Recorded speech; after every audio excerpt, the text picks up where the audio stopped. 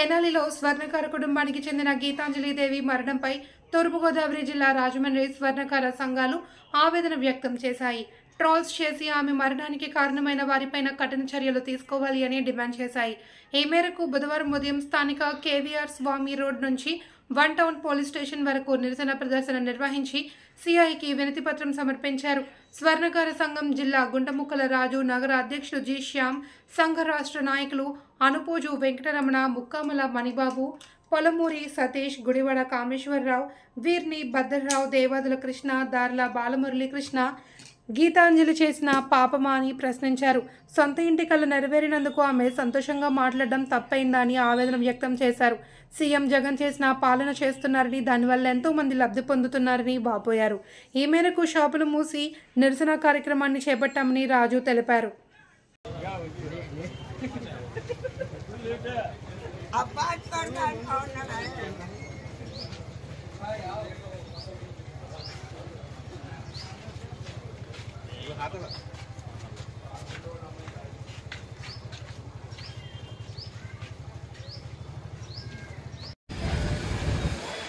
నినాదాలు చేయండి.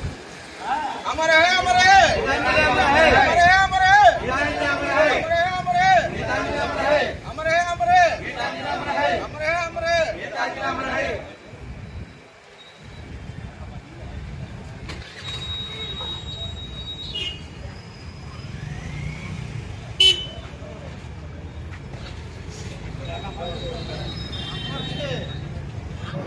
స్త్రీకి మనుగడ లేదనేసి నిర్ధారణకు వచ్చింది ప్రభుత్వం.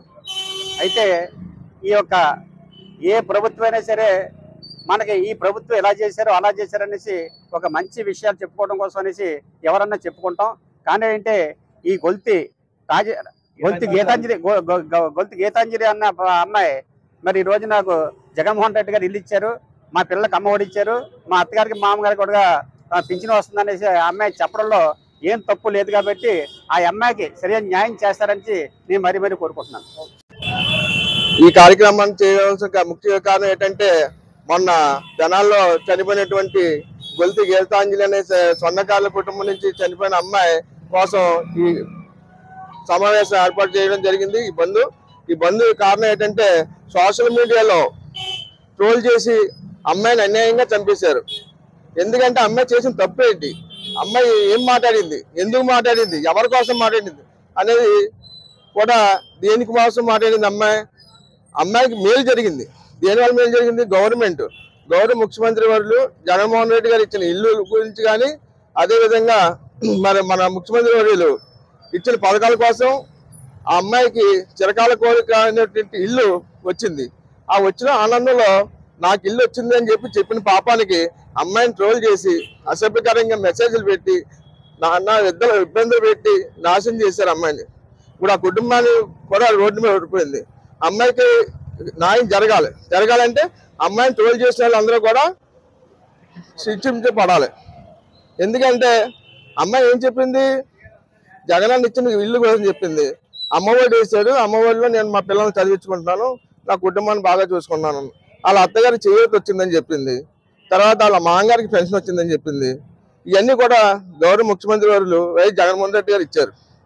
పార్టీ కోసం కాదు, మంచి పని చేస్తే ఎవరినైనా మెచ్చుకుంటారు. అలాగే మన ఆంధ్రప్రదేశ్ ముఖ్యమంత్రి వర్యులు వైఎస్ జగన్మోహన్ రెడ్డి గారు మంచి పరిపాలన చేస్తున్నారు. ఈ రోజున ఆ మంచి పరిపాలనకి చెప్పలేని పాపానికి అమ్మాయిని తెలుగుదేశం జనసేన పార్టీలకు సంబంధించిన కార్యకర్తలు అయి ఉండొచ్చు, మిగతా వాళ్ళు అయి ఉండొచ్చు, ట్రోల్ చేసి అమ్మాయిని ఇబ్బంది పెట్టి మానసికంగా హింసించి చావు కారకులైన వాళ్ళని తక్షణమే యాక్షన్ తీసుకొని చర్యలు తీసుకుని వాళ్ళకి శిక్ష పడేలాగా చేయాలని చెప్పి మేము ఈ విధంగా రాజమండ్రి స్వర్ణకార సంఘం తరపు నుంచి అధ్యక్షులు ధన్యవాద శ్యామ్ గారు, జిల్లా స్వర్ణకార సంఘం తరపు నుంచి గుంటముక్కల రాజు, నేను, అలాగే మరి రాష్ట్ర నాయకులు అనుపోజు వెంకటరమణ గారు, మరి రాష్ట్ర అధ్యక్షులు కరి వేణుమాధవ్ గారు ఆదేశాల మేరకు ఈ రోజున రాజమహేంద్రవరంలో జిల్లా తరపు నుంచి లోకల్ గా స్థానిక సంఘం తరపు నుంచి కూడా ఈ బంద్ని మేము నిర్వహించడం జరుగుతుంది.